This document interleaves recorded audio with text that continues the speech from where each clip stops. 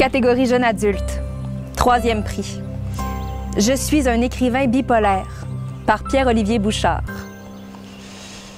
Remarquez que ce sont les bras, les muscles faciaux et les jambes, par opposition à mes bras, mes muscles faciaux et mes jambes, car plus rien ne m'appartient. Je suis livré à la chose, mais je ne suis ni écrivain, ni bipolaire. Pourtant, c'était l'autre nuit déjà, cette fois où elle m'a prise pour me sortir d'un sommeil profond. La chose m'a alors fait bondir hors du lit, hors de moi, comme portée vers un autre monde.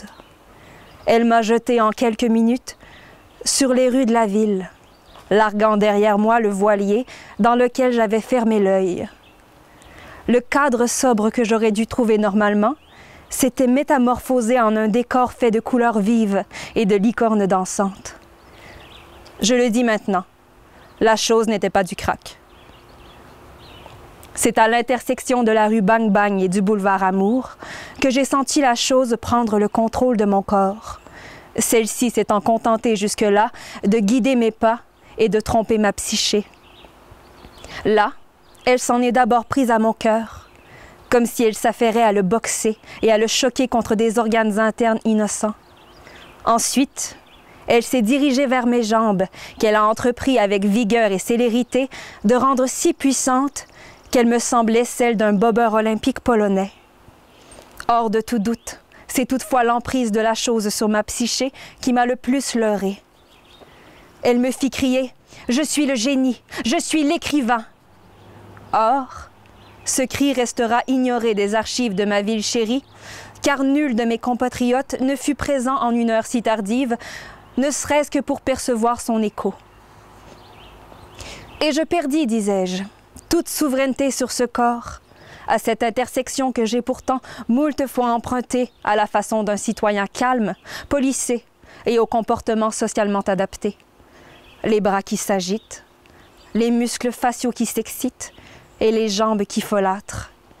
Remarquez que ce sont les bras, les muscles faciaux et les jambes, par opposition à mes bras, mes muscles faciaux et mes jambes, car plus rien ne m'appartient.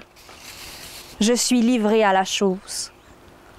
Elle me fit donc attaquer le boulevard Amour d'une démarche qu'il m'est encore impossible de qualifier en un seul mot.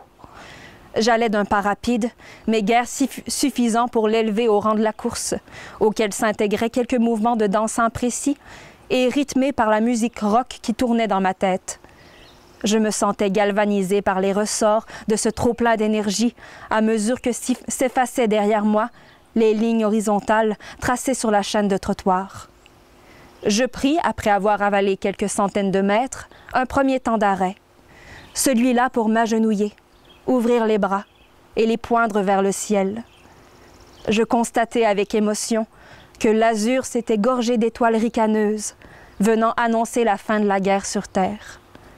Une pensée me vint pour mes amis, n'ayant pas eu l'opportunité de se saisir de l'état euphorisant de cette vue aérienne splendide, ceux-ci étant livrés à une autre chose, la dictature de leur lit. Ce si doux spectacle ne me conduira point à verser une larme, car la chose, ma chose, me fit redresser militairement avant que je n'en arrive à ce point. Je repris donc le tempo imposé par celle-ci jusqu'à ce que ne vienne le deuxième temps d'arrêt. Mon corps placé devant le seul restaurant d'Extaseville, ouvert à 2 heures du matin, un 28 juillet 2019. Je le pénétrai avec véhémence pour me diriger en 3 enjambées vers le comptoir derrière lequel m'attendait, bien entendu, Dionysos. Il aurait dû y avoir entre lui et moi un dialogue. Or, je ne permis pas au dieu du vin et des festivités de placer un seul mot, lui qui me regardait avec ses yeux véreux d'hédoniste ivre.